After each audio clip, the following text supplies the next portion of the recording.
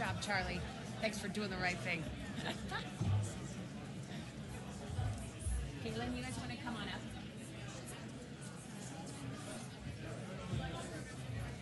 Hi. All right, ladies and gentlemen, please be seated. You know we don't believe in breaks here at the Aspen Security Forum because we have so many great sessions for you. So if you can slowly take your seats, we're now moving from India to something that we've really tried to put more and more emphasis on here at the Security Forum, and that is where new technologies intersect national security and foreign policy. I think we're all seeing how overwhelmed we are by the rapid development of artificial intelligence and other technologies, and how difficult it is for our institutions to keep up, both on the regulatory side, but also how to integrate them effectively into what we're doing in the national security enterprise. So this is something we've really been emphasizing for the last 2 years here at the Security Forum, and we're really trying to build the bridges between the national security enterprise in Washington, D.C., and what's happening out in California, in Boston, and elsewhere in our great innovation centers. And so I'm particularly excited to have representatives here today of kind of the most advanced AI LLM labs, old friends of mine. And we're going to have a fantastic session really discussing the intersection of artificial intelligence, how we use it in the national security space, what we could be doing better, and the dangers that this all faces. So let me introduce you to Charlie Dent, who is the executive director of the congressional program here at the Aspen Institute, a former member of Congress from Pennsylvania and a dear friend. Tarun Chhabra, who until recently was the deputy assistant to the president and coordinator for technology at the White House, where he had a front row seat on all of this. And he now heads national security policy at Anthropic. And Katrina Mulligan, who's great. She has held senior roles across, I think, defense, intelligence, White House. You've been everywhere. And now leads the national security practice for OpenAI for government. And no one better to lead this conversation than our very own Caitlin Collins from CNN, who you all know as CNN's chief White House correspondent. Thank you, Caitlin. Take it away. Thank you so much, and thank you for all being here. I know this is everyone's favorite panel because it's the last one before you get to eat lunch, and we are going to solve all of your questions and answer all of them when it comes to AI and national security. And it's so great to be here. And first, I do want to say thank you to the organizers and everyone who's hosting us here at the Aspen Institute. This is such a fun place to be. This is actually my first time coming to the National Security Forum, and I've really enjoyed hearing from everybody already, and it's such a cool room to be in. So thank you for our host for having us here. We have so many different interesting perspectives here on the stage to talk about this, and I can't wait to hear all of your thoughts about kind of where this intersection of AI and national security stands right now, but also where it's going and where you see it going, and where the biggest gaps are. And so I kind of would love for each of you to just, tell us your one big unanswered question that you have in this moment. I'm sure you have a few, as to where this intersection is and the biggest holes you see and where we're going forward from here. And Katrina, I'd like to start with you. Well, one of the things that's on my mind today, actually right now, maybe during this panel, we're going to be releasing our ChatGPT agent. A lot of people have been talking about this year as being the year of agents, not just at OpenAI, but I think at all of the frontier AI labs. What ChatGPT agent is going to allow you to do is sort of move from thinking about AI as a sort of replacement for search into being more of an operating system for how you actually do your work or the tasks that need doing. So everything from like your ability to have your ChatGPT agent go through your calendar for the day and then run searches and queries on the people that you're meeting with and recent news that they may have been involved with, and then send you a report that's like formatted and ready for you to read in the morning every day. Like that's the kind of thing that's going to be enabled by the agent release that is happening today. And one of the things that I wonder about the year of agents is how is it going to transform the way that people think about what's possible? I think one of the things you'll probably hear from all of us is that adoption of AI in the national security space probably isn't where we want it to be yet. We're getting there. We're starting to see the glimmers of that changing. Thanks in part by a lot of the foundational work that Tarun and Ben and others did that now the current administration is building on top of. But I really think that this question about what's really going to be the tipping point on adoption, I hope that it turns out to be agents, but so far we're not quite there in the national security space. Yeah. Tarun, what about you? Great. Well, I wholeheartedly agree with Katrina that it's important to start with agents because I think we haven't thought enough about how agents might be used in a warfighting context. And so that's something that we need to be working on together as labs with the Defense Department and the broader national security community because I think it's still under-conceptualized, let alone talking about adoption. But I think it's important to put the adoption picture in the broader geostrategic context, which is we are in a competition with China for AI dominance. I wholeheartedly support kind of the approach of the administration to pursue AI dominance. It's absolutely critical for national security. And that has several dimensions. One dimension is the race to the frontier. Who has the most advanced models? The second dimension is diffusion. What AI is being used around the world? Is it our AI or is it China's AI? And obviously we want to win that race. But the third is adoption, and we could win the first race, we could win the second race, but if we don't adopt fast enough, being at the frontier won't mean much. We'll be in for some sort of strategic surprise, and that's the scenario that we really have to prevent. Can I put a two-finger on that? Just Yeah. because I think you just hit on a really important point. There was an Edelman study that came out a couple months ago that looked at trust in AI globally. And what it found is that trust in AI in the US, in the UK, and other parts of the Western world is extremely low. It's in like the 30s of percent. And in China and the rest of the developing world, it's in the 70s. And it really underscores, I think, the point that Tarun just made, which is that we could end up in a world in which we win the race to AGI, we win on the technology, we build all the right building blocks, But people are too scared to use it. And they're too scared to use it.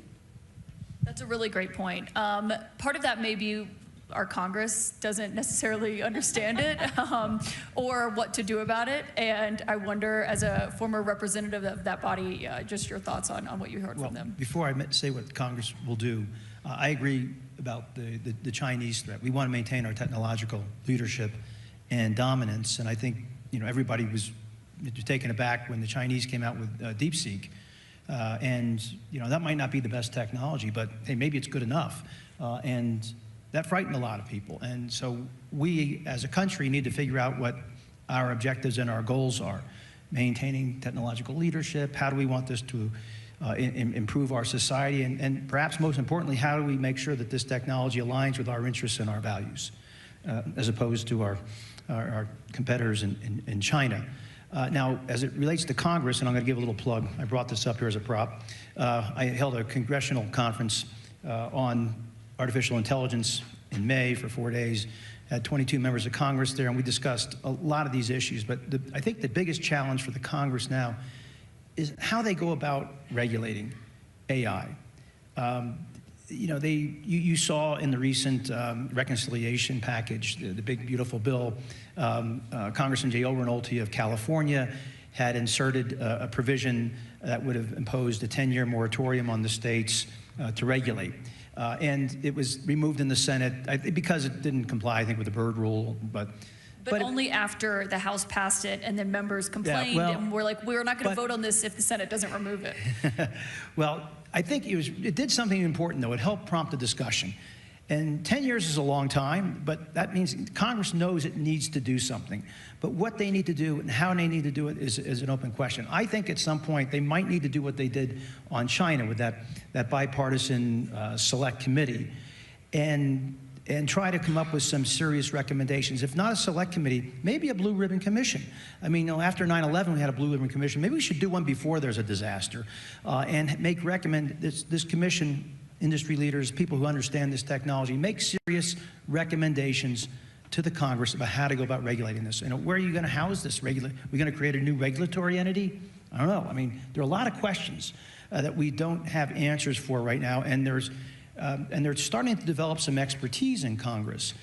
There's some members, I mentioned Jay Obernolte, California, Ted Lieu, they have technical understandings. I mean, Obernolte, he was on a career track to be a software professor, engineer, and they made money writing software for video games. But that said, there are people like that. Senator Schumer's been very active, Rounds, Blackburn, Hawley, Warner. You got a lot of people interested. And so the question is, how do you channel this? Because right now, the good news is, as members and staff, and we train up our staff, are learning more about this technology, there aren't hard partisan divisions yet. What's the Republican position on AI versus the Democratic position? I don't think there really is one right now. So there's an opportunity to arrive at some consensus fairly early before things get overly political. Well, and I think when it comes to terms of what they can regulate and what that looks like, before you get there, I'm reading this book right now. It's a forthcoming book from Garrett Graff on the building of the nuclear weapon and what that looked like. And it's a step-by-step process. And it's really fascinating to just look at how the federal government didn't really know what these scientists were coming to them and saying that this is a possibility of what they have, but they were trying to stress the need of how important that was. And I think, to your point about the relationship between government and AI companies as they are building these models, you seem to clearly think it's not at the level of where it should be yet in terms of that interconnectedness. I mean, one of the things I would say, and this is no one's fault, it's just the nature of our system, is that one of the most critical years of development of this technology involved a presidential transition. And so you had a whole bunch of people who, we had spent a lot of time sort of, trying to educate, trying to have those kinds of conversations where the labs are coming to senior leaders in government and saying, hey, this is maybe something you need, really critical stuff going on here. And we had, people in the administration who were paying attention to it and being champions for it, but we didn't have, we started to get there, and then we had this period, we had an election, and then there's this period of really 6 months or more where there's a whole bunch of churn that happens and you don't really have the foothold to have those kinds of conversations. We're now back in the place where we can start to have them again, but it's a whole new cast of characters and we have to have these conversations anew. The reality here is that this is the first time in American history that a technology of this consequence is being developed exclusively by the private sector. If you look back at the advent of electricity, the nuclear fusion, CRISPR, any, GPS, those were all moments, the internet, where the government had a seat at the table as that technology was being developed, and they don't right now. And that, I think, I think the government is having a bit of a hard time figuring out how to handle that reality. What I think it looks like, a different way of thinking about public-private partnership. I think, there's no question in my mind that the government needs to be working really closely with frontier AI labs and having the ability to see under the hood what is happening at the frontier, at the leading edge, before those things get released. We're not really there yet. We do that in anecdotal ways, but it's not routinized. It's not contingent on an MOU. It's actually by people like myself and Tarun inside of these companies saying, hey, we're going to have to go talk to the national security community about this.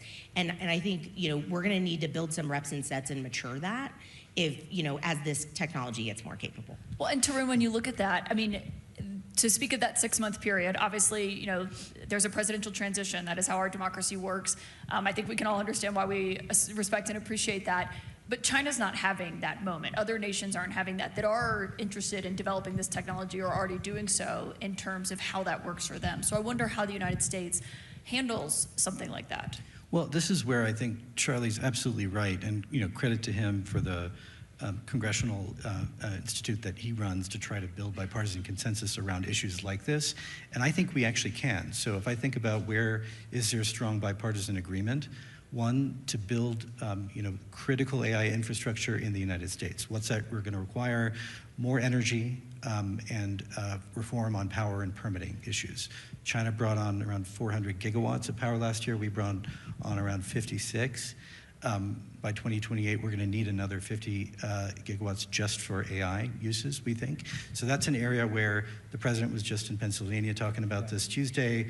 Our CEO was there. I think there's bipartisan support for what the administration is going to do there. Second, on diffusion, I think there's work on more financing for data centers abroad so that you have American AI in more places around the world.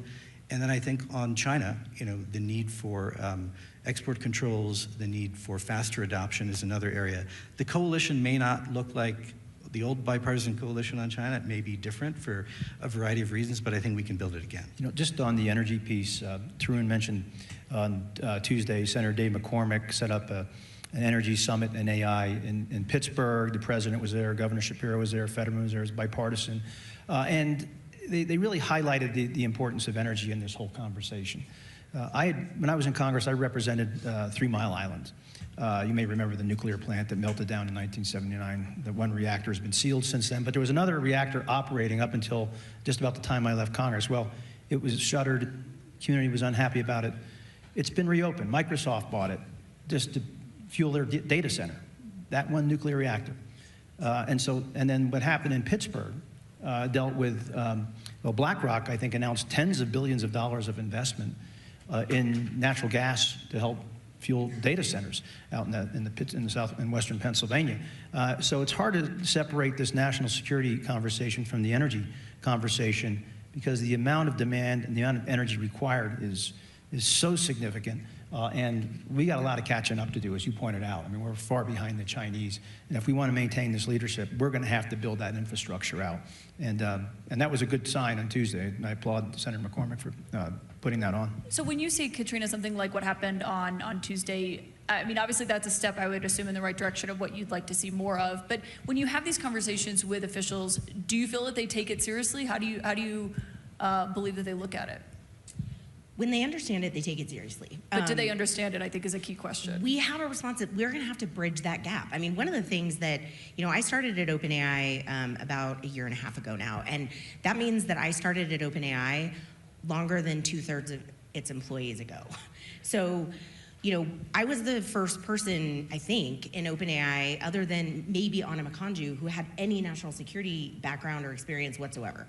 So, it's not, it's not native in these companies for people to really understand these particular implications or be, thinking about them in the same way that people, here at the Aspen Security Forum are. So, we've spent a lot of time really thinking about how do we up-level the understanding. Here, one thing I noticed, because I talk to people about AI all day, every day. One shift I've seen in the year and a half that I've been doing this is a real shift away from being a bit in a defensive crouch and talking about risk all the time, which is pretty much all we did, a year and a half ago, to now, even in this panel, like really talking about what happens if we don't get the opportunity side right. So I have seen a shift in this time frame between those two worlds, and I think we're getting closer to the right balance there.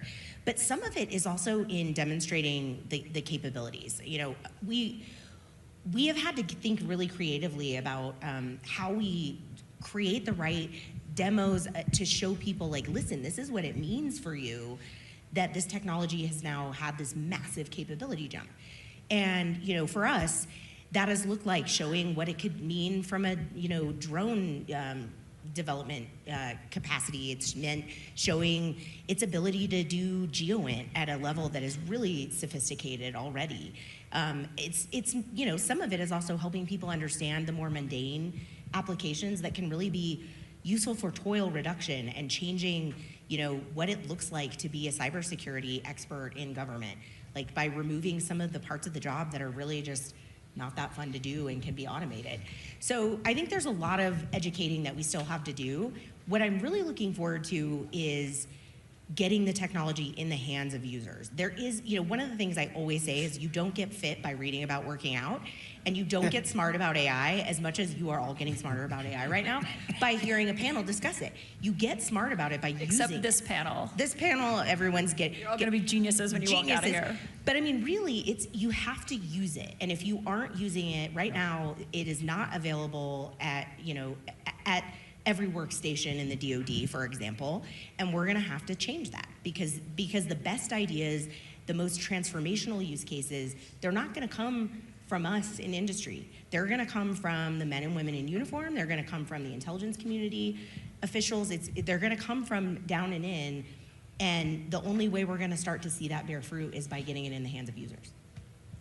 Tarun, I mean, what does that look like in terms of, I mean, we talked about the public trust and what it looks like in the United States for AI capabilities and people just using it in their daily basis, which I have noticed, though, in the last 6 months, just people in my regular life use AI way more on a day-to-day basis. I mean, the hair and makeup people at CNN talk about this, how they use it. I'm as a guest on Who Wants to Be a Millionaire. It comes out, please don't watch, in a few weeks. And I was talking about being nervous about it because, I spend my day reading newspapers and preparing for briefings, but I was thinking about, just random knowledge and what I know. And one of the artists at CNN was like, you should just use ChatGPT. How do I prepare for Who Wants to Be a Millionaire? And I did it, and it was actually so helpful just in terms of random ways to study or prepare for a game show, pulling how other people have done it. But I think, convincing people that at work, this is going to make your life easier or more efficient. How do you make that case? Yeah, look, I think it's a great example, and it goes to Katrina's point. You just have to get the technology in people's hands to use it. So we see what is driving adoption rapidly. It's when a combatant commander has started using it and then says, everyone here is going to be using this, and I want to see it being used for the following mission sets. I want to see it being used in an exercise and so on and so forth. There is a dilemma, though, which is we have to do that, get it into the hands of users. But the transformational piece is not just using it as a chatbot, right? The transformational piece is once you start using it, then how do I re-engineer the way I do the mission, right? But that's not unique to the national security mission. Anyone who's in a C-suite here is experiencing the same thing, where the CEO is telling them, I want to know how you're going to use this to be much more efficient, to be much more productive, and hit all of these goals. And you have to do that while bringing it in and see how people start to use it. Just my key artificial intelligence advisor is my 29-year-old son, who is a software engineer. And I talk to him about this regularly. And I say to him, Dario and others, their CEO, has talked about, 25% of entry-level jobs are going to be, white-collar entry-level jobs are going to be gone. I say, you're a software engineer, and my son, they say you're going to be out of work because you code. He writes a language called Python. I thought it was a constricting snake, but that's what he writes. And he says, no, I'm not going to be out of a job. You kidding me? He says, he tells me, he says, you have to know how to use this. If you know how to use this, you control the AI. It doesn't control you. And he sees all these applications. He's not all worried about losing work. He sees all upside on this stuff. So I think you're absolutely right that people have to use this stuff, not talk about using it, but actually use it. And there's enormous opportunity. And those who figure it out, I think, are going to have a pretty interesting path forward. And one thing that you've focused on, Katrina, is how to use this to make people's jobs better, more efficient. Obviously, we're talking about this in the lens of a national security perspective. And when people hear this, they're thinking, okay, how are you using that on the battlefield? There's been conversations about this with Ukraine or with Israel's war in Gaza and what that looks like.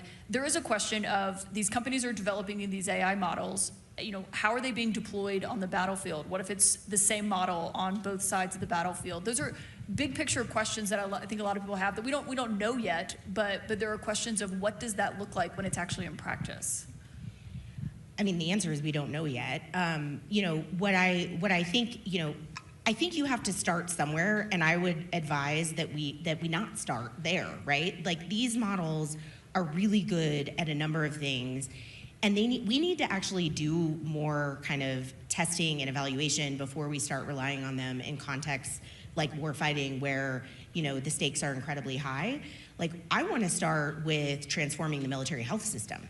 Like, I want to start with taking everything we've learned from private sector use of these models, and I want to go to the chronically underfunded, Defense Health Agency and say, okay, like, what lessons have we learned over here how can we solve traumatic brain injury? I mean, these are things that we could be doing right now. And so I think one of the things that tends to scare people is the idea of, like, taking humans out of the loop for critical decision making, mass surveillance being enabled by these models. Those are all things that we aren't in the business of doing right now. And I don't know what the future will hold. I think that when these models are more capable, we need to really stress test what our policy lines are around things like that. But there are so many things short of that, changing the way the intelligence community workflow works, making sure that we're actually identifying and pulling together disparate threads of information. I mean, we've spent the last 20 years creating more data than any human can ever process. And now we have this tool that can process data really, really effectively and surface really hard questions for humans so that they can focus their time and energy on the things that only humans can do. And that's really what I think good looks like in this space.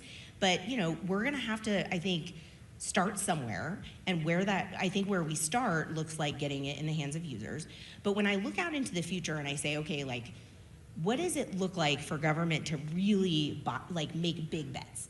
Because to Tarun's point, the real transformation isn't gonna come from the chat function.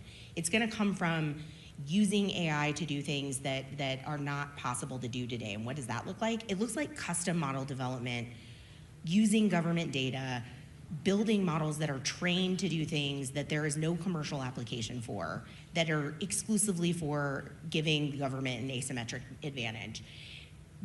That's not really happening in any, there's pockets of excellence and little glimmers of that right now. But I think the next year is gonna be really transformational. And I give a lot of credit to the DoD and to the Chief Data and AI Office in particular for their announcement of these massive partnerships with all of the frontier AI labs. Tarun's Anthropic is one of them, OpenAI is one of them, there are others, Google's one of them.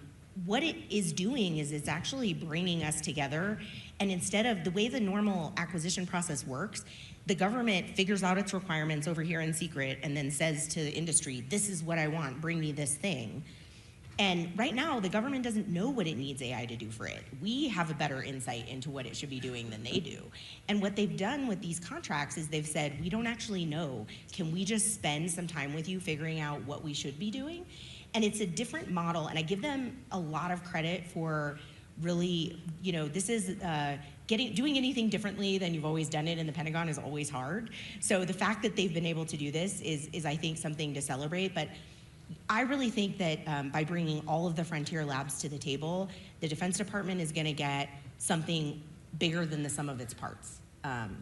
That's such a great point on those new contracts that were awarded. Trent, I wonder what you just think of what does that look like in terms of when you're kind of given a contract, but it's blank. You don't really know exactly what the requirements are. You don't have the three things that you have to fulfill in order to fulfill that contract. So I'm in full agreement with Katrina about this. This is the right way to do it, because the initial contract is basically, we need you to offer your time, your expertise to come in and help build out what the capabilities could be. And there's really no other way to do it. And there's a responsibility on the part of the labs to help do that. So I think about where we were 1 year ago and where we were today. So as Katrina mentioned, there was a national security memorandum from the previous administration saying, thou shalt adopt frontier AI, but it was pilots, do the following pilots. Today, we have contracts from the Defense Department. There's serious work happening in the intelligence community to integrate data and do all sorts of things that just wasn't really, I didn't think was actually going to happen a year ago. So there's real progress. And other innovative things, like the Army has set up a detachment where you come in as a lieutenant colonel if you have the right background, and you're going to do exactly what Katrina's talking about, which is help them figure out what are the requirements and what can the capability be. Yeah, I want to take some audience questions too. Congressman, just in terms of the congressional role in this, we always talk about what that looks like in terms of regulating it and how they handle that. What do you think is the other side of this from the lawmakers that you heard from when you were hosting them in terms of what they want to see in terms of advancing it? Well, there are a few things, and to follow up a little bit on what Katrina said too about the Pentagon. You talked about defense health, and that would be a great area to lead in. I have a kind of more basic issue. The great white whale of procurement reform at the Pentagon. And there are probably a bunch of experts in this room on that subject, but the Pentagon kind of thinks in terms of like hardware. Weapon systems takes a long time from beginning to end. Then you got to start thinking more about software, and how fast that moves. And is the Pentagon going to be ready to deal with procurement in a serious way? And that Congress has a role there. But again, I think the fundamental question for Congress is, where do they begin? I think they need industry experts and other technology leaders to give it guidance about where to begin, where to start, how they should do this, because I think they just aren't sure. I mean, they know they're going to need a federal preemption, that you can't have 50 state laws dealing with all this. I mean, if there was an interstate issue, this is it. I mean, yeah. it's more than an interstate issue. But so clearly, they know they're going to have to preempt the states at some point. There'll be federalism fights and all that. But that's going to happen. But then it's an open slate. You know, where do we go from? And does Congress need to create a separate entity to regulate AI? Or do we house it at NIST or, you know, wherever, Commerce, Pentagon? I don't know. But that's more questions than answers. Could it help the Pentagon pass an audit? 1,000% yes. It absolutely can help the Pentagon pass an audit. You know, I would be surprised if every single one of the AI companies didn't have that on their list of use cases to talk about through the CDAO contracts that we all just got. But like, some of the most transformational things are going to be the boring back office things, and they're going to free up incredible resources for, you know, the Defense Department to do things that would be unsustainable if it had to do them by continuing to do things the way we've always done them. And so, like, when I think about risk, people ask me all the time, like, what do I think is the biggest risk from AI? And my answer is always the same. The biggest risk is keeping on doing things the same way that we've always been doing them. That is actually, of all the things that I'm worried about, the one that worries me the most. I think, Caitlin, there is a provision in the draft NDA to do precisely this, to use AI to get us audits. We'll see if it happens. Please let us know. I do want to take some audience questions. I know this is a high interest subject. We'll start here at the front. Thank you. Shashank Joshi, The Economist. Thank you for your very thought-provoking comments. Tarun, you talked about agentic warfare, and on the subject of use cases, I'd just be interested to hear from both of you. Sorry, shall I start again? Yeah. You hear me all? Can you guys hear him? Can you hear me? Okay, you ask your question and then I'll repeat it. Shout, okay. Yeah. On the subject of agentic warfare, Tarun, you raised it, and on use cases, what does agentic intelligence look like in this context? And a lot of the use cases you're discussing are analysis. Is there a use case in intelligence collection in operations that you're also seeing or could envision? Yeah, look, I think this is simply about AI using tools, and so this could be an AI, an agent doing things in cyberspace. It could be a team of agents doing things in cyberspace. You can imagine in many other domains. I think, to Katrina's point earlier, is we don't know yet what exactly the interaction looks like, but I think it's something we're going to have to get our hands around much sooner than we think, particularly as we know that when our companies release agents into the commercial world, we all have safeguards teams looking at what our adversaries are trying to do to use them and experiment with them. And that's obviously really important information that we need to share with the US government. Go ahead. Thank you. I was trying, if the mic didn't work. Thank you very much for this panel. It's very, very interesting. I was wondering, how do you see the investment and the growth of AI in developing countries, such as in nations in Africa, Latin America, and I like what you said on putting technology in the hands of the people, how you see that on developing countries. Thank you so much. I can start. I mean, one, I see there's a lot more trust in AI and excitement about what it can do in developing countries than there is in the Western world, as I was mentioning earlier. One of the things that, I think everybody's hungry to see what it can do. I think it also creates risk for the US and the Western world that if Chinese models and open source models are out there and being able to be used and people are building on top of them, then the values that are imbued in those systems are going to be the values that are in the models that people are using. And so I think we really need to think about it through a strategic competition lens. One of the things I loved that we did a little over a year ago at OpenAI is we actually created 1-800-ChatGPT, and we made one of the things we realized is that the biggest gap is actually in people's access to Wi-Fi. So if you don't have Wi-Fi, you're going to have a hard time using our tools and technology in the way that you can. So 1-800-ChatGPT gave you the ability to call and have conversations over the phone using our voice mode rather than having to have Wi-Fi. You could just, if you had a phone line, you had access, and that opened the aperture tremendously. And it's something that I think made, we found a lot of people using the technology for advice on health and like reproductive health and all of these, That's we found fascinating. really incredible use cases in the developing world that were made possible because, we figured out how to bring it to where people are. That's so interesting. Okay, go ahead. Yes. Hello, thank you for being here. My name is Victoria. I'm part of this year's Rising Leaders class. And my question is, how do you see this technology shaping younger generations, particularly Generation Alpha? They're not only going to be digital nomads, but AI nomads. We've seen, natives. We've seen critical thinking skills of children go down with the use of AI.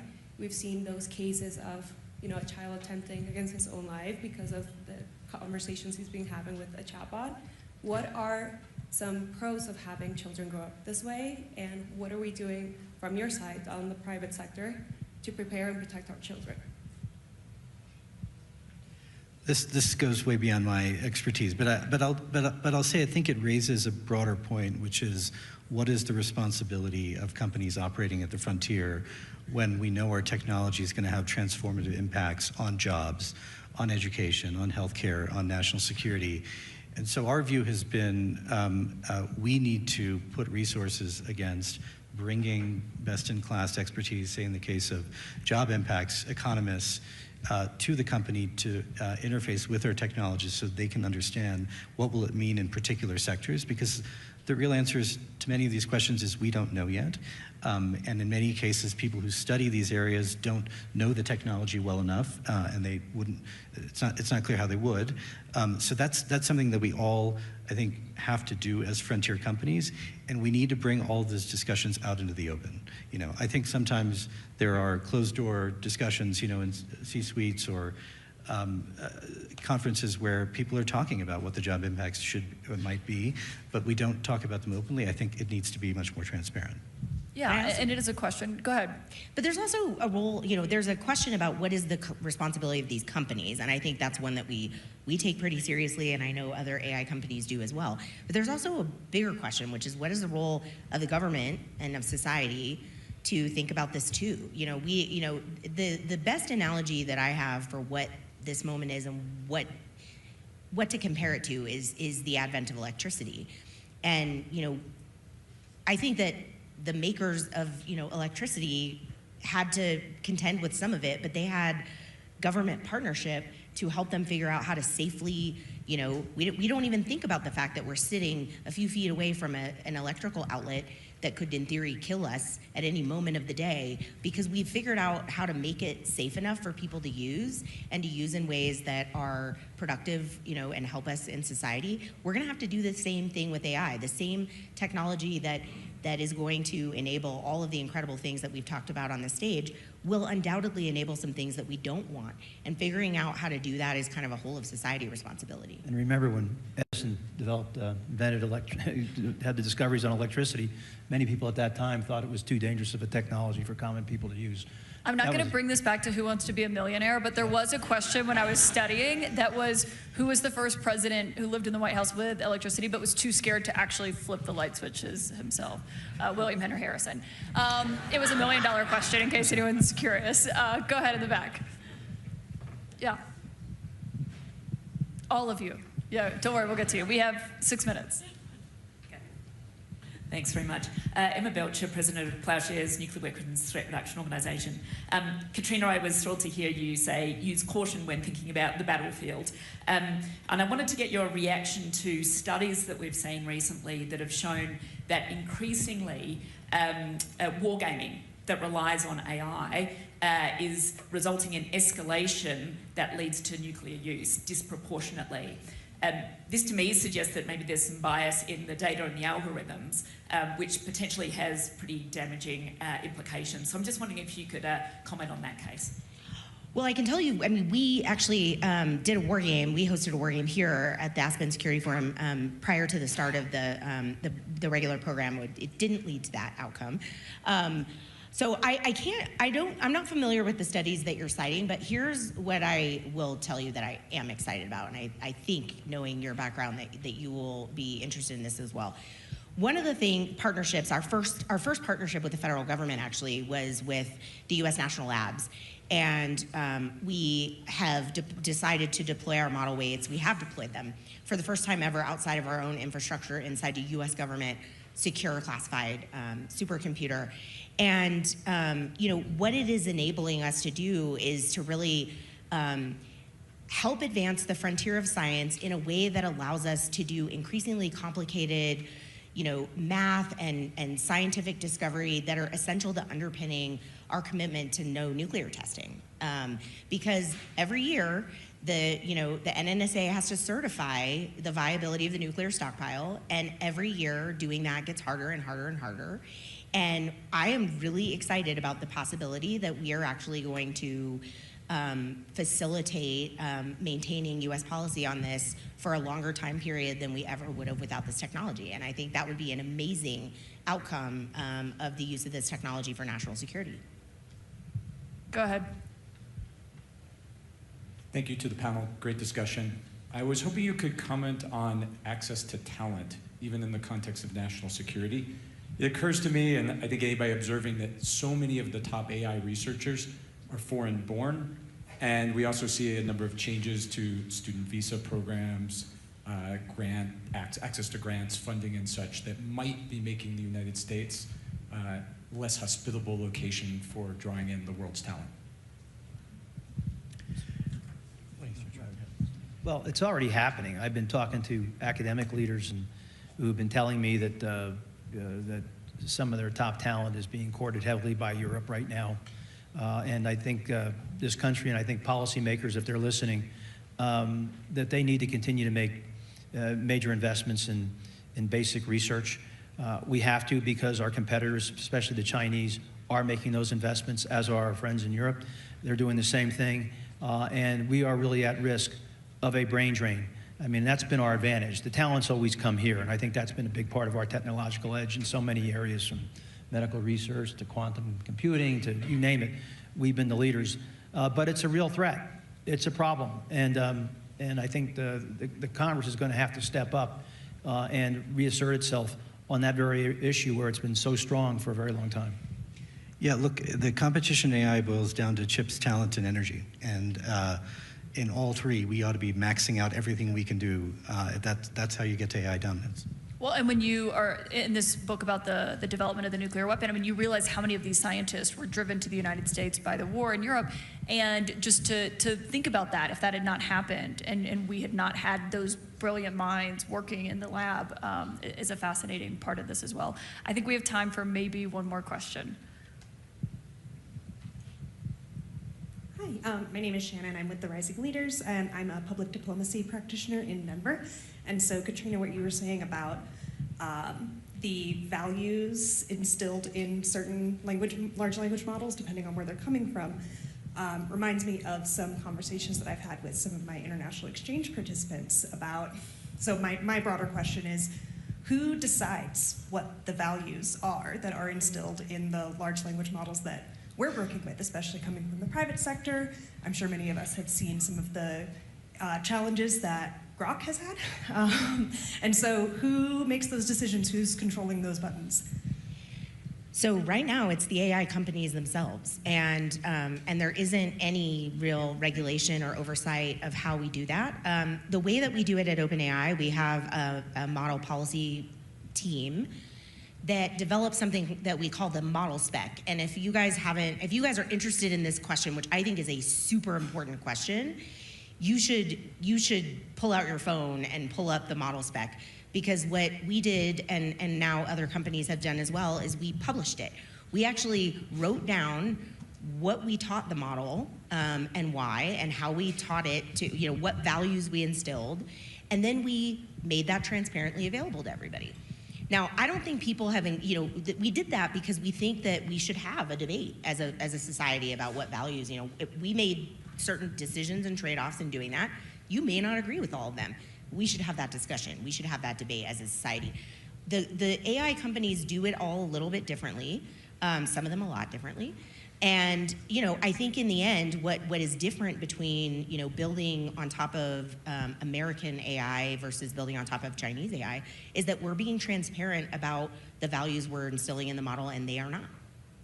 Yeah, I think this is a really important question. You're probably going to hear much more about it in the next few weeks or so in Washington. But I think the best you can do is be transparent, to Katrina's point, about what you were doing to train the model. And I think it's okay that there will be some models that are going to be trained a bit differently depending on a number of considerations. But so long as you know what you are getting, and then there are market dynamics, right, where enterprise is choosing to go, with certain kinds of models. You have consumers choosing to go with certain kinds of models as well. But I think the key thing is, are we being as transparent as possible about how we're doing this? The only thing I'd say in conclusion is that one of our key policy objectives has to be making sure that development of AI aligns with our values and our interests. And that's why this diffusion of this technology, we want to make sure people are using American systems so we can control the systems and our values, as opposed to maybe the Chinese, and God knows what they'll do on surveillance and other things. So that's the issue. We have to make sure it aligns with our interests and our values.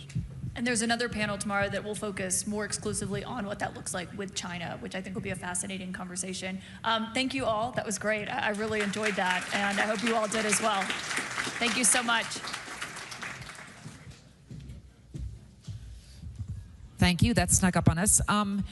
Just a little housekeeping. For those of you who would like to have lunch, there's going to be a fascinating continuing conversation in the basement on AI with Craig Mundy and Anya on his recent book, and also tent outside. See you at 1:30 back in here for Adam Bowler. Thank you.